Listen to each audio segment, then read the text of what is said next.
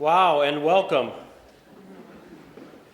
We are to the second annual Jamestown Bar Association Robert H. Jackson Symposium. Terrific crowd, terrific evening, terrific guests. We've come an awful long way in a very short period of time, and I got to tell you, we couldn't have done it without the support of you folks. I've got some thank yous that I'm thrilled to be able to go through. And last year at this time, I told you we just had incorporated. I told you we just had bought the building. We had an opportunity to listen to Eugene Gerhardt last year and to tell you some of the early history of this Robert Jackson Center, which is now 1 year old. That's the kind of history we have. And there are many, many people to thank, and I would take up the rest of the evening thanking everybody, but there's three people in particular that I must stop and just pay respect because but for them and their families, we would not be here tonight. Foremost among them is Betty Linné. Betty Linné was one of the original founders and contributors to make this all happen. And Betty, thank you very much for everything you continue to do.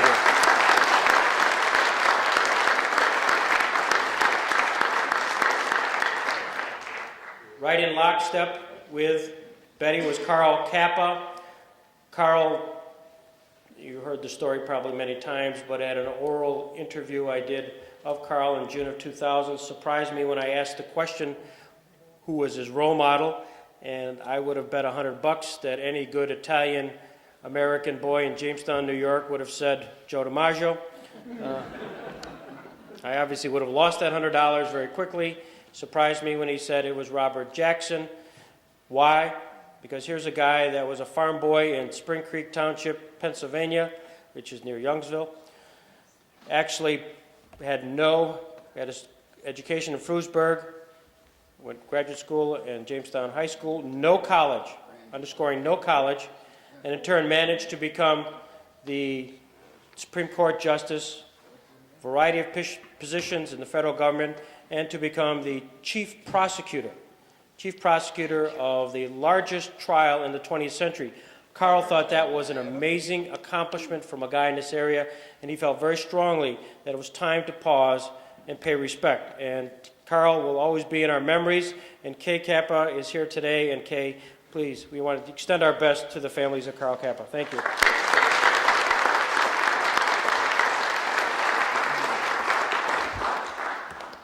Carl and Betty gave us that financial boost as well as that early encouragement. Our vision took flight when we were blessed to have as our first executive director Dan Bratton. Dan immediately got caught up in the vortex of the excitement of Robert Jackson, saw the vision, in fact, immediately went into action, even I think before he even got his first check. He went down to Washington, engaged himself with Sandra Day O'Connor. A variety of doors were opened up for us, which continue to be wide open, including the Supreme Court Historical Society and variety of areas, including Chautauqua Institution. Dan, as you know, contracted pancreatic cancer soon thereafter, but stayed focused literally right up to the end. And we have the files which show that the vision that he had at that time is what we're implementing now through our board and through Raleigh Kidder. So Juanita, on behalf of the Robert Jackson Center, thank you for permitting us to have Dan for that period of time because this is part of his legacy. Thank you, Juanita.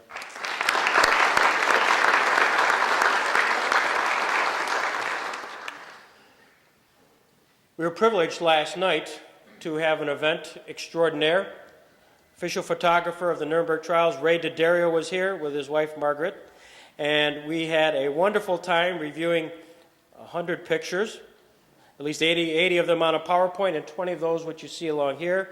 Ray's from Holyoke, Massachusetts, came here specifically for these couple of days of the Law Day events, and we've been able to, and please take time when you're leaving today to look at these pictures. These are Ray's pictures. He took them at Nuremberg, some of them in an experimental mode called color, which he advised me was, in case you're curious, a speed of 10. Think about that. That's Glacier. Nevertheless, the quality is incredible, and we can't thank you enough, Ray and Margaret, for coming down and making a special effort to be with us this week. So, Ray D'Addario.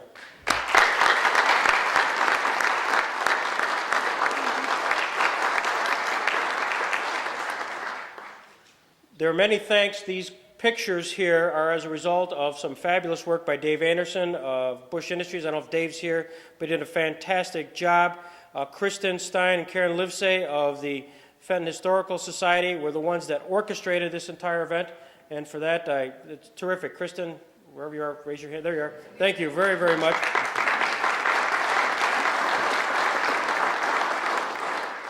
It's nice to orchestrate something which you know has been paid for. The good folks at KeyBank, Marie, Cindy, Mike here, Lou, all you folks, thanks a million for being the corporate sponsor for this Law Day event. It's been extra special. I must confess that we laid out all the heavy artillery on them, reminding the folks at KeyBank that they are the successor in interest to the First National Bank of Jamestown, and Robert H. Jackson was, in fact, a board member and their attorney, and so what a wonderful way to honor Robert Jackson by having this kind of exhibitry. And so, Marie and them, thank you very much.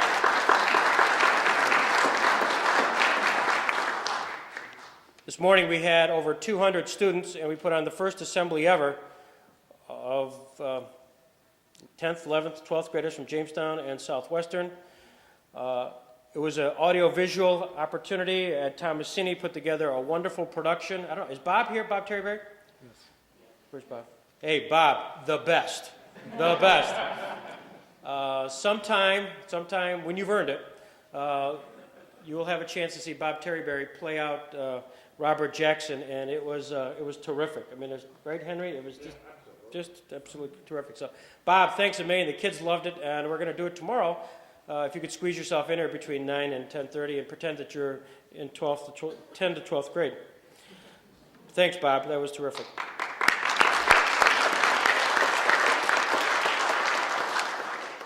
There's a lot of interesting handouts. Hopefully you got this one. This was produced by the Jamestown Post-Journal. It has an article written by somebody I'll introduce later, John Q. Barrett, as well as an article written about Henry King. And it has a lot of Jacksonisms. So for those who are writing papers, good to quote Robert Jackson. This is a wonderful source. But I want to thank the Post-Journal, and if Christy or anybody else in the Post-Journal, thank you very much for all your efforts in doing this. And that, by the way, was additionally funded by the Rotary Club of Jamestown, Chuck D'Angelo, and Dr. Lamont Cuso. So as you can see, as I'm going through this, there's a variety of folks participating in this Robert Jackson Center in this one-year experiment, which I'd like to think is working very, very well, very, very rapidly, and it's just been a wonderful experience for all of us. I'd be remiss if I didn't thank Randy Sweeney, the Chautauqua Region Community Foundation, who not only hosted us for a long period of time at their offices, but Randy has provided that infrastructure while we got up and had our own legs, which it took a little bit of time. I'm sure I've forgotten a variety of folks. John Stevens, John is here from Ithaca to see Uncle Henry speak tonight, so he made a special effort, so thank you very much. So with all that, I could keep rolling on, but I'd like to have the opportunity to introduce Raleigh Kidder. Raleigh Kidder is our executive director. Raleigh, I could have a long introduction as to his background, but I'd rather hear Henry King than listen to myself talk about Raleigh Kidder, but needless to say, he is our executive director, and Raleigh will give us a little talk on our mission and vision here. Raleigh?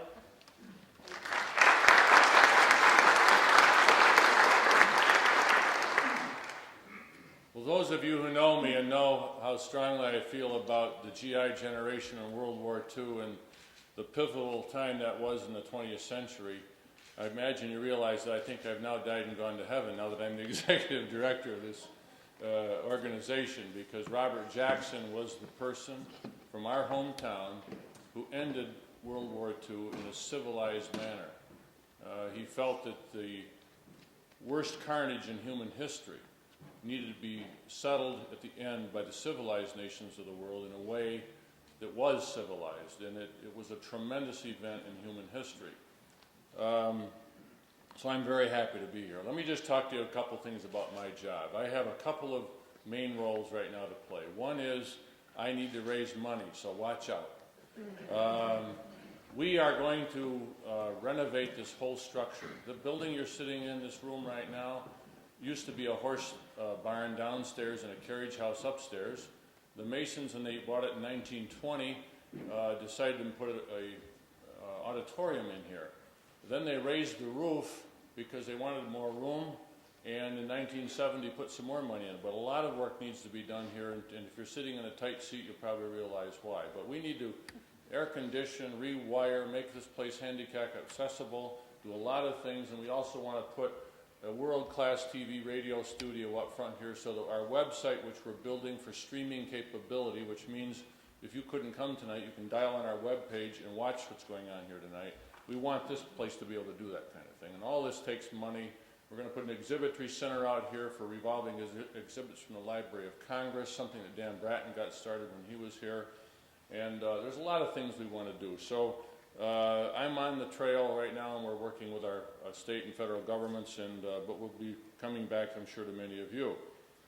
Our mission, though, which is and by the way, let me just say, we are not going to be able to use these facilities at the Robert Jackson Center for our purposes, obviously, a lot of the time. And we want these places to be open to the public, to be available to this community, and we think this is a wonderful facility to have for the community. So that's just by way of clarification.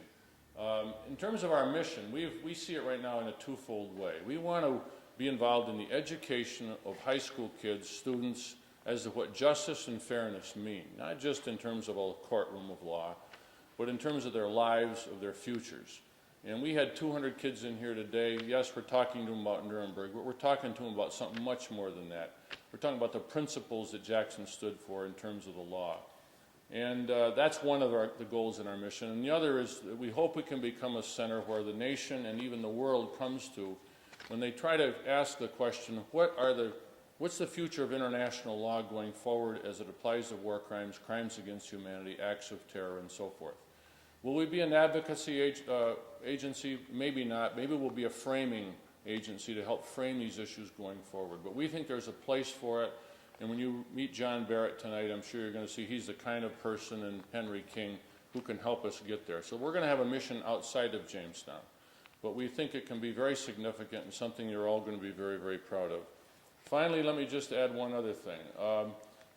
We want this to be a place where our local law practitioners feel a sense of pride. And tonight, the Jamestown Bar Association met up in a room at the other end of the building in the old mansion. And they want to make this the Jamestown Bar Association room. And we think it can be a continuing education room, not only for them, but for students, for teachers, for the community. And we want to really tie in with our local folks. So that's more or less what our mission is going to be. We're very happy to have you here tonight.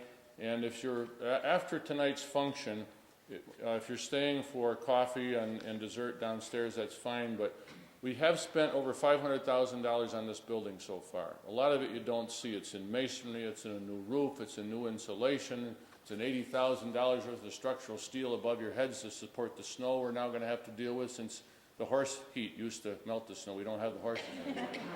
So we spent a lot of money, but we did spend some on our 4 offices out at the front as you're going out. And I want to thank Betty Linnaeus and Jeanette Carlson, Barclay Wellman, who helped us as a consultant, because we wanted to restore those rooms in a way you'd be proud of, in a way that reflects the character of this whole house, and we think we've done so. And the boardroom is probably most significant, with new chandeliers and sconces and a new rug and a boardroom table. That was the old dining room for the Kents. And in 1875, that's where Ulysses Grant had lunch on his way to Chautauqua to start Chautauqua Institution. And so when you step into that room, you're on holy ground, okay? Thank you very much for being here tonight.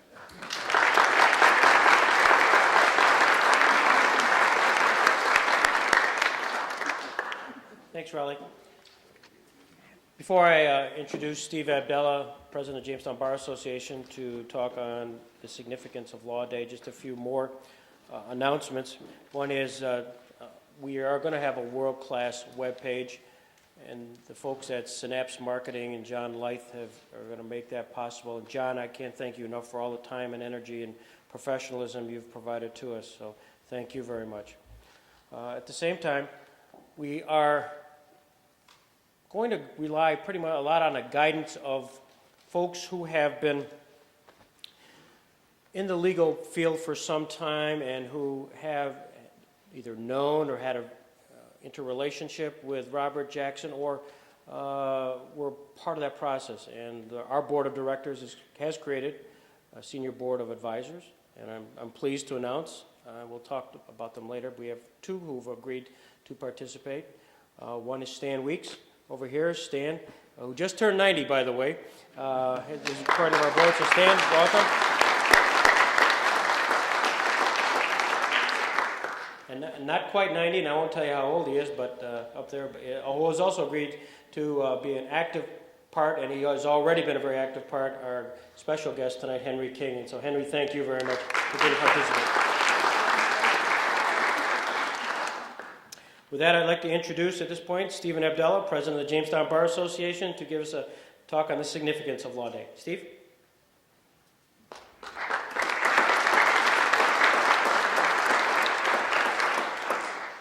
Thank you, Greg. And on behalf of the Jamestown Bar Association, I want to welcome you all here tonight.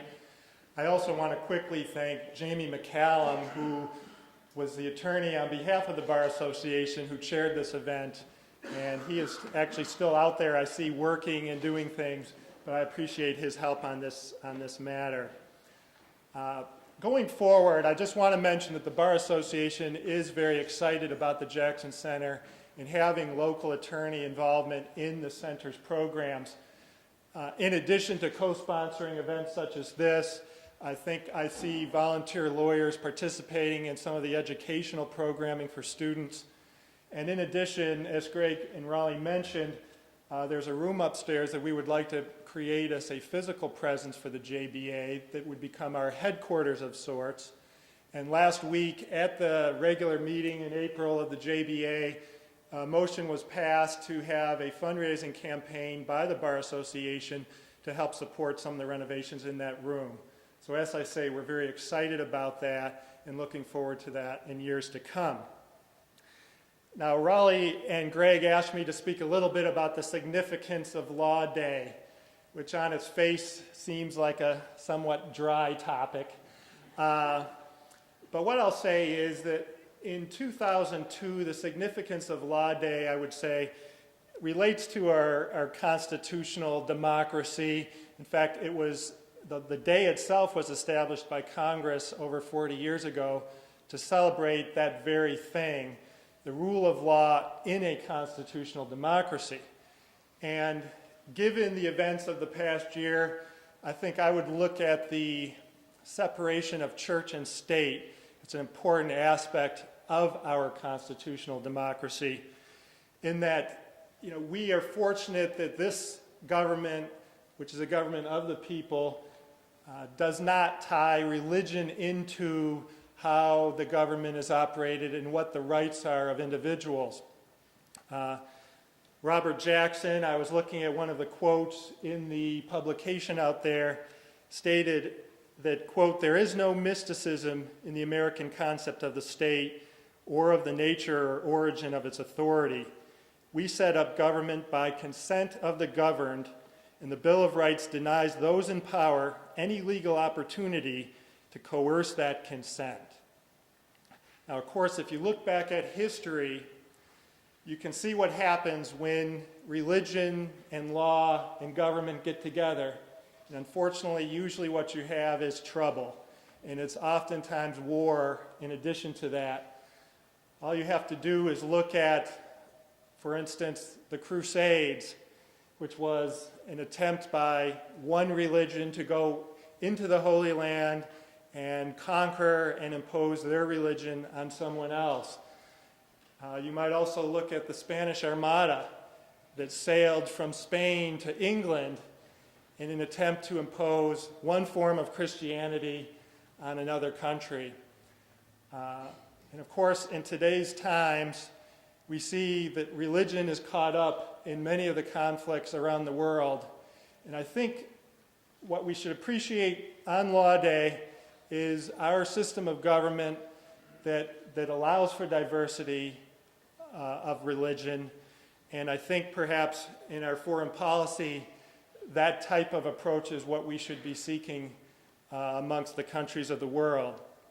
Now, some might ask, why have a Robert H. Jackson Center and a Law Day celebration like this deep in the hinterlands of Western New York. I mean, we are seemingly so far removed from foreign policy and those concerns. But of course, again, the events of this past year show us that those of us who live here in the heartland, and that this was true even back in the 1940s, but even more so today, cannot ignore what is happening around the world. Our companies sell products all over the world, and we are deeply now affected by events on the international stage. So I think, aside from celebrating the life of Robert Jackson and all his contributions to international law, it's important to have a center deep in the heartland of America that's going to involve itself in issues of international law and American foreign policy. Enjoy the program tonight, and welcome again.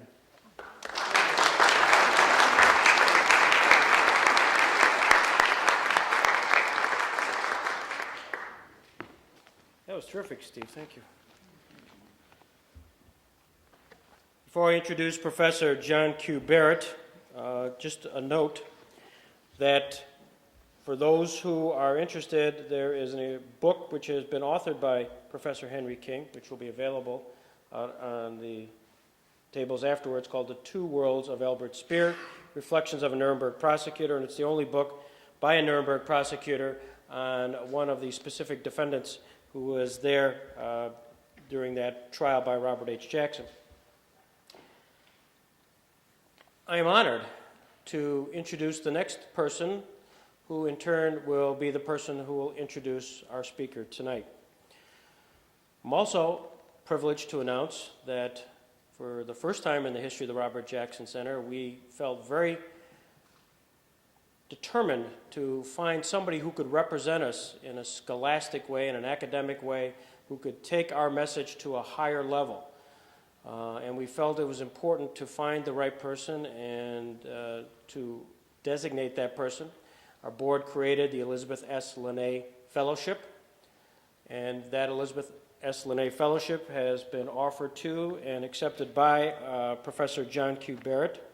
And you might wonder why we would give it to Professor Barrett. We did too, so we checked your biography. John Barrett, a graduate of Georgetown University and Harvard Law School, is a professor of law at St. John's University in New York. He is editing and writing a biographical account. He is editing Justice Robert H. Jackson's memoir of President Franklin D. Roosevelt and writing a biographical account of Jackson's year as the chief American prosecutor before the International Military Tribunal at Nuremberg. Before becoming a law professor, John was a prosecutor in the office of the independent counsel Lawrence Walsh during the Iran-Contra investigation, was counselor to Inspector General Michael Bromwich in the United States Department of Justice, and served as law clerk to Judge A. Leon Higginbottom of the United States Court of Appeal for the Third Circuit in Philadelphia. He's published numerous law review articles, including one on the landmark Warren Court decision approving police stop and frisk practices.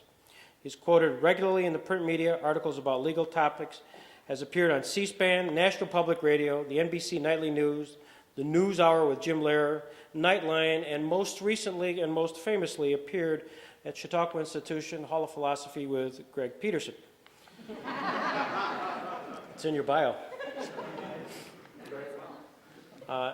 John is a class act. John has been working very hard in unearthing the story of Robert H. Jackson. John, I can say, that was quoted and revered at a installation, or it's actually a changing of the name of the Whitney R. to the Whitney R. Harris Institutional Global Studies in St. Louis. I didn't do that right, but I'll do that later. As the preeminent scholar on Robert H. Jackson. John found us before we found him. He's been working with Harold Adams, nephew of Robert Jackson, working with Kristen Stein at the Fenton Historical Society, and many others to learn about Robert Jackson. We are thrilled that he is willing to be the Elizabeth S. Lene Fellow, and we are thrilled that you're able to join us again, John, and to give us a little talk on Robert Jackson, but also to introduce our principal speaker. John Barrett.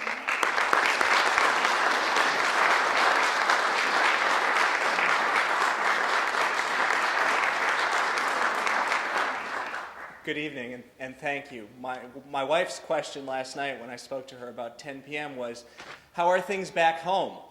And I think that's a pretty fair assessment of the warm feeling I've gotten about this region, this community, and particularly you people as I work on this wonderful topic and interest that we all share. I'd like to talk to you briefly about three things tonight: Jamestown, Jackson, and Henry King. And so a few words about, first, Jamestown.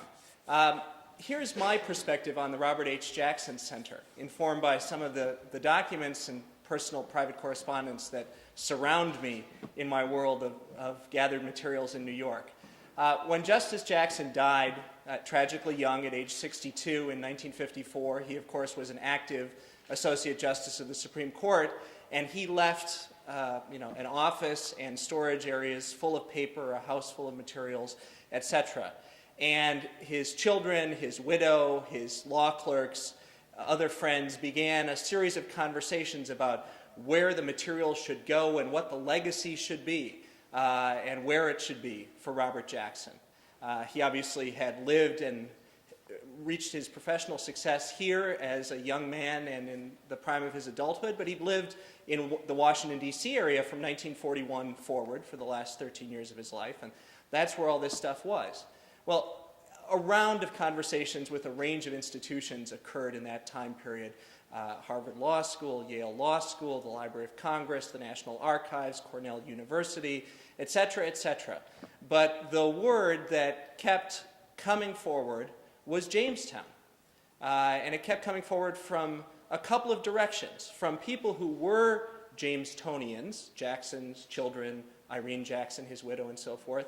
It came forward because that was home. It always had been and it always would be to Bob Jackson, and they thought that was the right home for his stuff, his legacy, his memory. It also came from the other direction, from people who weren't from Jamestown, from people who just knew Bob Jackson, had been his colleagues on the court, in the Department of Justice, throughout the Roosevelt administration, internationally. And it came because the thing they had always heard about from Bob Jackson was Jamestown. And so the idea really was there and apparent from the beginning. Now, here we are nearly 50 years later, and it really has happened. And I think in a very deep, real, profound way, everyone here gets credit for getting it right. And that's a tremendous achievement. In my particular respect, I'm delighted to accept the Elizabeth S. Lene Fellowship that formalizes my involvement in the work of this wonderful center. Betty, obviously, as you know, has been a tremendous supporter of the concept from the get-go, and she's become a tremendous friend to me, and I'm very grateful, so thank you. My second topic that I would like to touch on is Jackson, and particularly in the context of Law Day, which this year has its theme, Equal Justice Under Law. As you may know, those are the words inscribed over the Supreme Court, above the pillars. That's what it says above the place that I think of as Bob's office. Maybe a little casual, but that's what the Supreme Court is. And those words can be empty and can be totems etched into the marble. But if you take them seriously, they are deep and profound and real and immediate in the way that Steve described so effectively tonight. I think one of the things that equal justice under law meant to Robert Howitt Jackson was space and protection for the individual. And I think that came from his experience, his heritage, his rootedness in this city and in this region. Robert Jackson was, in many ways, always out of step with the mainstream, the consensus, the typical in his communities. He and his family lived the autonomous life of a farm family in Spring Creek Township. They didn't need anybody, and they didn't borrow from anybody, and they got by on what they had, and they did fine. It was not a struggling boyhood that he had. When they moved to Frewsburg, they actually lived across the street, as you might know, from the Baptist church, but they weren't Baptists. In fact, they weren't particularly religious in any respect. And that was something that I think young Bob, age 10 and forward as he's living in Frewsburg, begins to think about the individual and the community and what pressures and what space is an appropriate way for that to work in this constitutional democracy. He also was influenced and captivated from a very early age by the story of the Kayentone movement, which had been a spiritualism movement and had existed in the woods relatively close to the homestead where he had grown up, in that region near the state line. And he would go tromping through the woods and looking at the structures and thinking about spiritualism and religious distinction that allowed people to take space, to have land, to be together, to pursue their lawful ends in a community of freedom. And that moved him, and we know it because he wrote a moving essay about it in the last year of his life. Unpublished, but I think really very powerfully revealing. It also, I think, is something that came from his experience here in Jamestown. For as a young practicing lawyer, he was also a very active person in the world of politics of the Democratic variety, in a town that in his time, and for most of its history, as I understand it, has been more Republican than Democratic.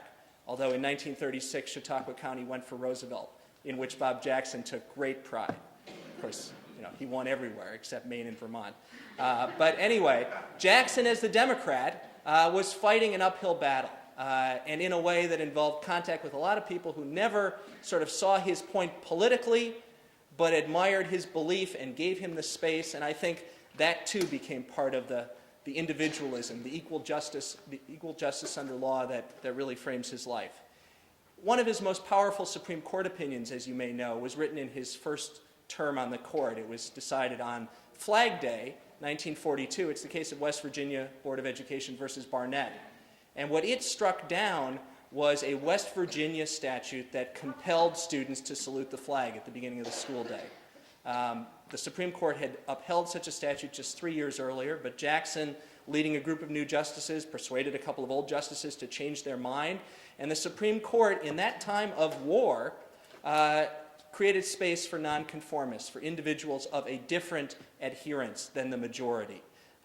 He wrote those powerful words, "In this country, the only fixed star in the constitutional constellation is that there is no orthodoxy prescribed by government." I think that is part of what grew here and came to find a place in American constitutional law. And finally, Nuremberg, I think, should be understood as a place of vindication, protection, appreciation for the individual defendants who got a fair trial by a prosecutor carrying a burden of proof, individual defendants who received counsel, who received procedural protections of the type they had never, of course, afforded their victims, and justice for those individual victims in the crimes that were defined and prosecuted and the verdicts that were achieved at the Nuremberg trial. So Robert Jackson, individual, is one way to think about Robert Jackson as American. Individual is my segue to our main guest tonight, Henry T. King, Jr., one of the most powerful and distinctive individuals I'm privileged to call a friend. Henry, in an extraordinary life, twice the length of mine and about 10 times the accomplishment, has done some of these things, and this only scratches the surface. He is a son of Connecticut, literally the son of a former mayor of Meriden, Connecticut, and he grew up in a house that valued public service and viewed the individual's place as important and primary, and part of the job to be to pay it back to the community. He attended the Choate School, Yale College, Yale Law School, and had interesting companions at each step of the way. At Choate, he was with JFK. At Yale College, he was with William Eldred Jackson, the justice's son. And at Yale Law School, he was with and he was of that generation that Raleigh and Tom Brokaw and all of us rightly think of as the greatest, because they confronted the challenge of their time in different ways. Some fought, some brought law to the wreckage of the aftermath. Henry King is one of those men. He got out of law school and briefly began to practice in Wall Street, and then pursued the much bigger challenge of moving to Nuremberg and joining the staff of the American Chief of Counsel, Robert H. Jackson, at the International Military Tribunal. He arrived in Nuremberg in March of 1946 during the trial, literally just before and in time to witness Robert Jackson cross-examining Erhard Milch, who was one of the early defense witnesses, the former deputy chief of the Luftwaffe, who had been called to testify as a defense witness by Hermann Goering, his boss. And Jackson had his way with Milch, and the development of that evidence and the preparation for many of the key aspects in the remainder of the trial included the efforts of Henry King. Henry King stayed at Nuremberg and was part of the subsequent proceedings, the American prosecutions of leading Nazis who weren't part of the initial group of defendants. And the first case that was ready to go, thanks to Henry's diligent work, was the American prosecution of Erhard Milch. In that case, Milch was charged with crimes against humanity and war crimes, focusing on two spheres of activity. One was the Nazi system of slave labor that had conscripted the populations not only of Germany but of all the overrun countries of Europe to rebuild and maintain the Nazi military menace, and particularly the air machine. And the second phase of the charges and the proof against Milch was his involvement in the horrible medical experimentation that was done to people in the concentration camps. Now, that trial began in late 1946 and concluded in early 1947. Henry's part of the case was the slave labor aspect of the case. That was the proof he developed. Those were the witnesses and the evidence that he handled. And it may just be a coincidence, but I think not, that Milch was convicted on the slave labor aspect of the case. And although the tribunal found that the experimentation was well proved, Milch's personal involvement wasn't proven sufficiently, and Milch was acquitted on those charges. But having been convicted of war crimes and crimes against humanity for the slave labor, Milch received a life sentence and served more than a decade before he was paroled and released. And that is Henry's prosecutorial accomplishment at Nuremberg. Following his return, Henry had a distinguished and varied legal career. It included vast private practice, including in-house experience for many years at the TRW Corporation. He settled in Cleveland, Ohio. He became a professor of law at the Case Western Reserve University, where he heads the United States Canadian Law Institute and is one of the preeminent experts in international law. Henry King is a powerful writer, as you will see in his book, which I encourage you to read. He is a powerful speaker, as you're about to hear, and it is a privilege to have him here this evening at the Jackson Center. Henry T. King, Jr.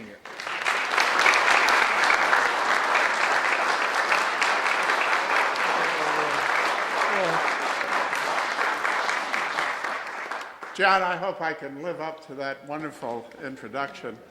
I'm very happy to be here. I congratulate Greg Peterson and his team, including John and others, for the establishment of the Robert Jackson Center. It's a tremendous achievement. It's not unlikely that my papers on Nuremberg will find their way into the archives of the Robert Jackson Center when that time comes. So I can't say that.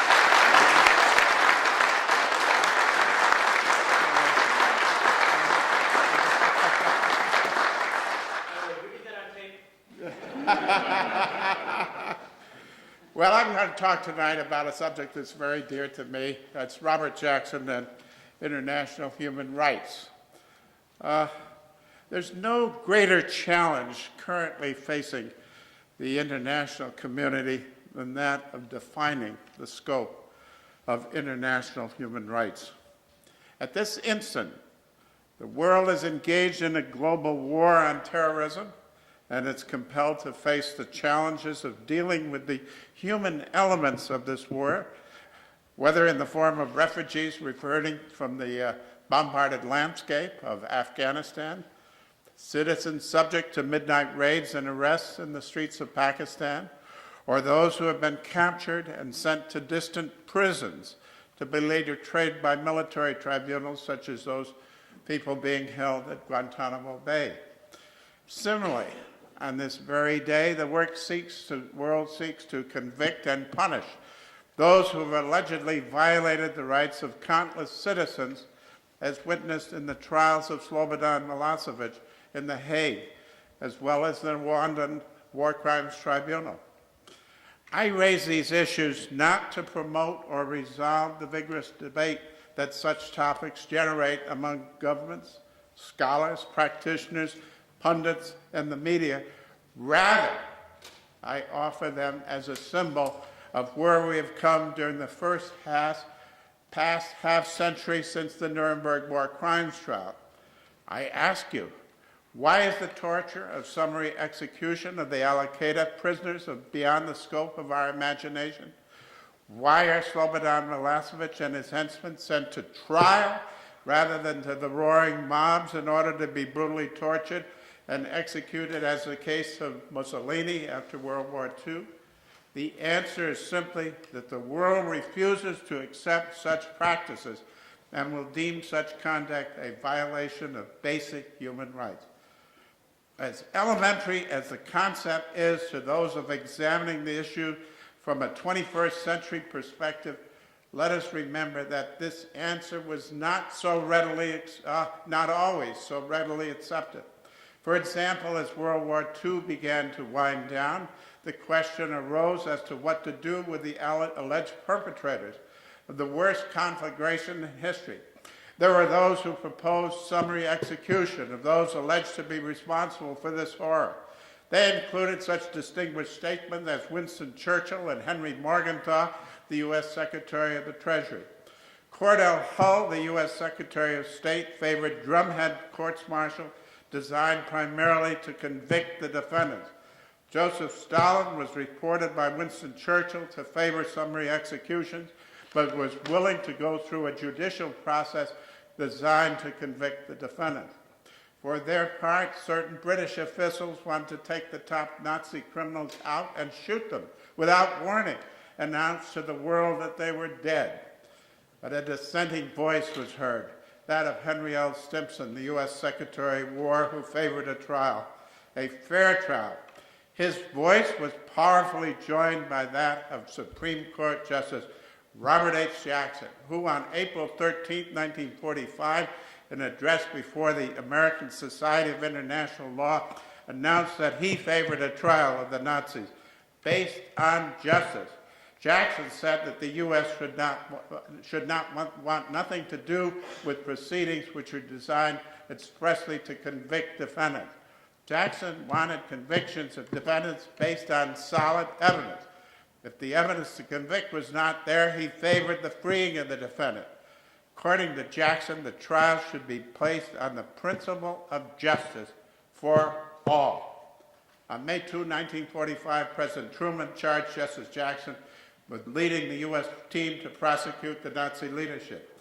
Justice Jackson then transmuted his earlier statements into practice when he negotiated with the Allies the London Charter of August 8, 1945, which was the basis for the Nuremberg War Crimes trial. In negotiating the London Charter, Jackson insisted on a presumption of innocence, while the USSR representatives endorsed a presumption of guilt.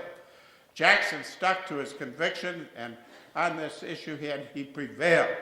The result at Nuremberg of Jackson's position was that 3 defendants who otherwise might have been convicted were acquitted.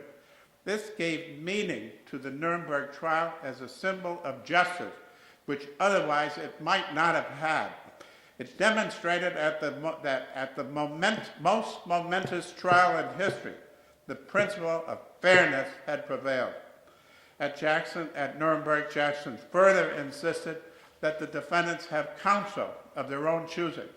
Thus, a cadre of top German lawyers, including the leaders of the German bar, was offered as defense counsel to the Nazi defendants. I can say firsthand, on the basis of personal experience, that they put up a terrific defense for their claims. Few who were there will ever forget the efforts of Alfred Kranzmüller, counsel for the defendant Karl Dönitz, the Nazi U-boat chieftain and Hitler's anointed successor, and also Hermann Jarreis, the great eminence of the German defense staff, and counsel for the defendant Alfred Jodl, the commander-in-chief of the German armies on the Western Front. They fought to the ultimate for their clients, and Kranzmüller indeed was successful in getting the sentence for his client, a confirmed Nazi, limited to 10 years in Spandau prison.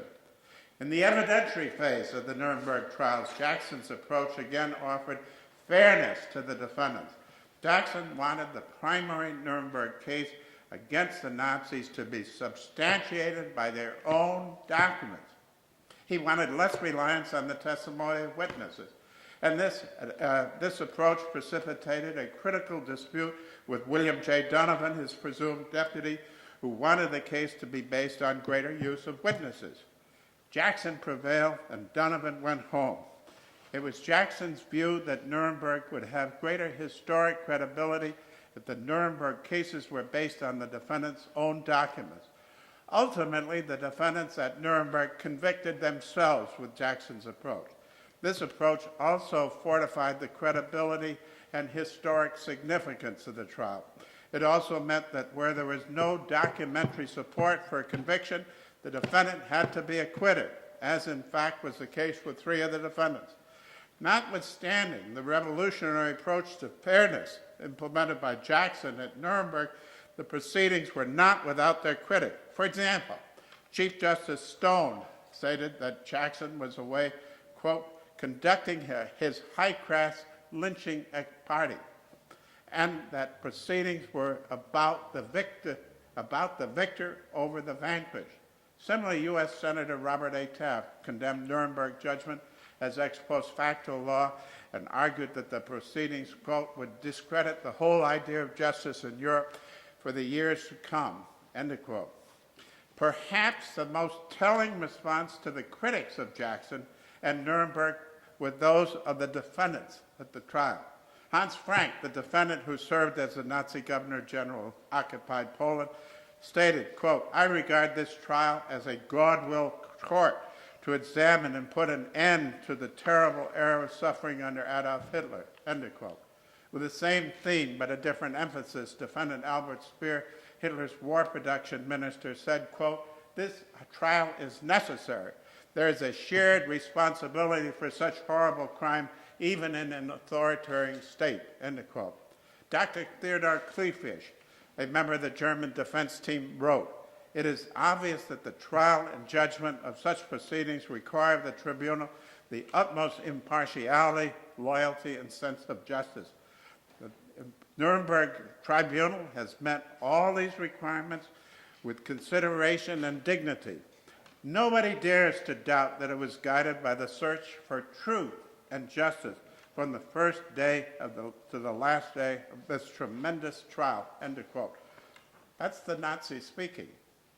It is this legacy of justice and fairness that has led legal scholars and historians to state that Nuremberg marked the effective start of the international human rights movement. I believe that this is true. For example, under the Crimes Against Humanity count of the London Charter, certain offenses against human beings which warrant punishment are defined. In stating that these are offenses, this count supports the view that human beings have the right to protection against these crimes. The thrust of this is to recognize by negative implication certain international human rights. Additionally, in the Crimes Against Humanity count as developed in the London Charter for use at Nuremberg, it is stated that local law offers no out for those charged with these crimes. Put succinctly, this meant that Hitler's oral order for, quote, the final solution for the extermination of the Jewish race offered no defense for those defendants who were charged with this offense. This was the first time that authorization by local or national authority was rejected as a defense in human rights cases. For the first time in history, human rights had achieved an international dimension. The Nuremberg rulings in the slave labor cases involving Albert Speer, Fritz Sauckel, and Erhard Milch confirmed that forced slavery is an international crime and should be punished as such. The rulings in the Göring and Frank cases on offenses against the Jews are also a vital part of Nuremberg. But above all, in the subsequent Nuremberg proceedings, the findings of the courts in the Einsatzgruppe case, medical experience, and justice cases reflect the conviction that human rights are not solely a matter of national jurisdiction, but that a higher law, international law, is applicable in such cases, and that human beings have status under this law. As a follow-up to Nuremberg, the UN sponsored several human rights convention declarations. There was, first of all, the Universal Declaration of Human Rights, followed by the Genocide Convention, which the U.S. took 40 years to ratify, and then with many reservations, and the Convention Against Torture. These conventions have been ratified by many countries in the world, and they constitute collectively an international law of human rights based on conventions and customs and also the Nuremberg Principles, which were endorsed by the UN General Assembly on December 14, 1946. The Security Council resolutions covering the crimes in the former Yugoslavia and Rwanda incorporate the Nuremberg Principles in the protection of international human rights when they refer to, quote, crimes against humanity and genocide, end quote.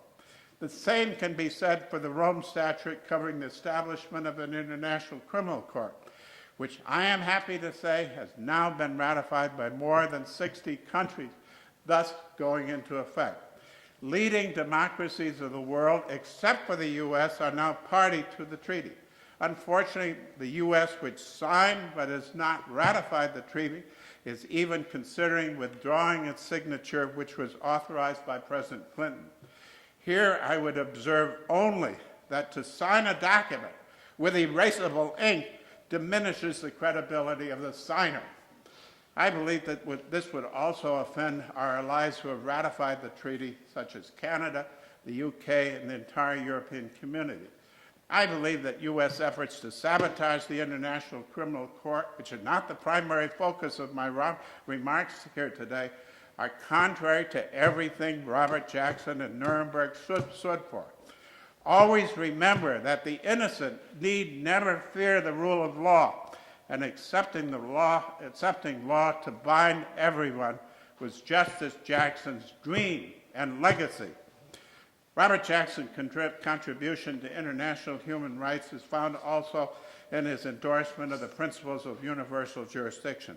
As Jackson said in his opening statement at Nuremberg on November 21, 1946, quote, "The complaining party at your bar today is civilization." And he'd added that as we pass a poisoned chalice to the lips of these defendants, we pass it to our lips as well. The Nuremberg Court applied the concept of universal jurisdiction when it said that the nations who were plaintiffs at Nuremberg were doing collectively what each one of them could have done individually. In essence, what Jackson was saying was that some crimes which were dealt with at Nuremberg were so terrible, such as the crimes against humanity, that they could be dealt with by any court taking jurisdiction, because they were crimes against all humanity, literally and collectively. The court in the Eichmann case applied this concept in convicting Adolf Eichmann of crimes against the Jews, which at the time of their commission had no legal standing in Israel because Israel was not then a nation state. There was no Israeli law in effect when the crimes were committed, which Eichmann could be charged with violating.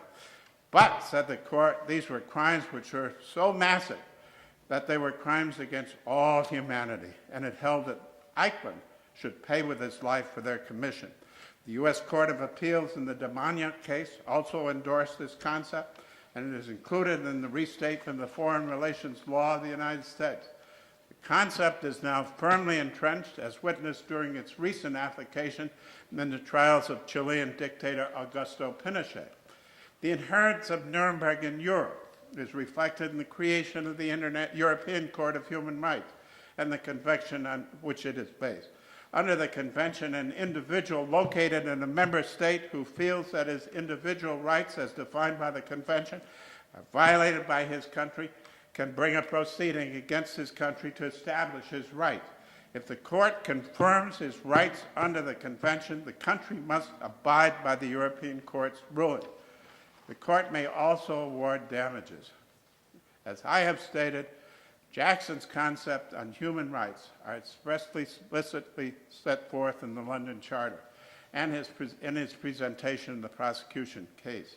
These concepts are firmly established today as we see presumption of innocence and the right to counsel as pillars of international criminal jurisprudence. Moreover, Jackson's decision to convict defendants with their own documents is on stage at the Milosevic trial in The Hague, where Chief Prosecutor Carlo Della Ponte is presenting volumes of the Yugoslavian leaders' former documents in an effort to demonstrate the crimes of genocide. Robert Jackson added a new dimension to the rights of individuals in our world of today, an international dimension. This dimension will expand and become firmly entrenched in the world of the future, We are indeed all citizens of the world, and this must be confirmed by a rule of law governing human rights for all of us. Robert Jackson's raw courage in pressing forward at Nuremberg for the establishment for a new rule of law governing human rights has vastly impacted our world of today. It means that all people are human beings, and that as human beings, we ultimately have certain inalienable rights which warrant recognition. Jackson's dream has not yet been ultimately implemented, but I am confident that with the passage of time, we will recognize, as he did, our common humanity. As we celebrate Law Day here in Jamestown, Robert Jackson's hometown, I ask each of you to honor his memory and his legacy through a commitment to vigilance in the face of continuing onslaughts on international human rights. He led the way. Our job is to follow the blueprints which he left for us and for all humankind. The road ahead will not be easy, but it is a smooth highway when compared to the uncharted territory which Jackson faced and conquered. Truly, Robert Jackson was a giant of a man whose dignity, courage, and brilliance changed the course of history, guiding us to a new day when justice, tempered with both compassion for victims and fairness to perpetrators, will rule the world. Thank you.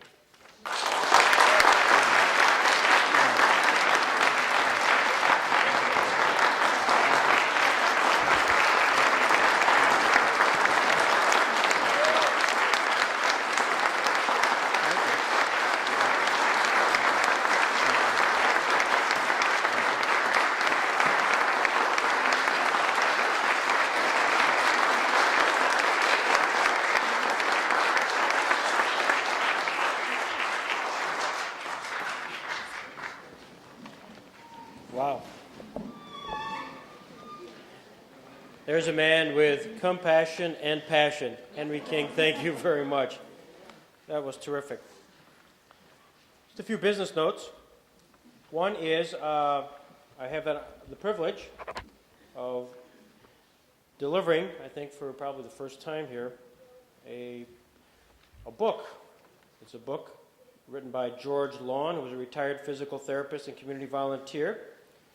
He wrote a book entitled Race, Religion, and Urban Renewal. And the book describes local events from 1960 to 1969, which ties to a national context. And he writes in his preamble, how do private citizens work to make their community a better place to live? This is what is described in the book. Independent citizens, some of them allied with organizations and some not, worked diligently on interracial harmony in Jamestown for many years before, during, and after the height of civil rights movement nationally. Dr. Lawn has written 150 of these books, and he asked that I would take a moment here during Law Day to recognize one of those folks who he believes was one of the leaders of that movement back in the 60s and lent credibility and guidance to an extraordinary period of time, not only nationally but in Jamestown as well. And he's asked me to give this book to Stan Weeks, former mayor of the city of Jamestown and certainly a civic leader for many years. Stan?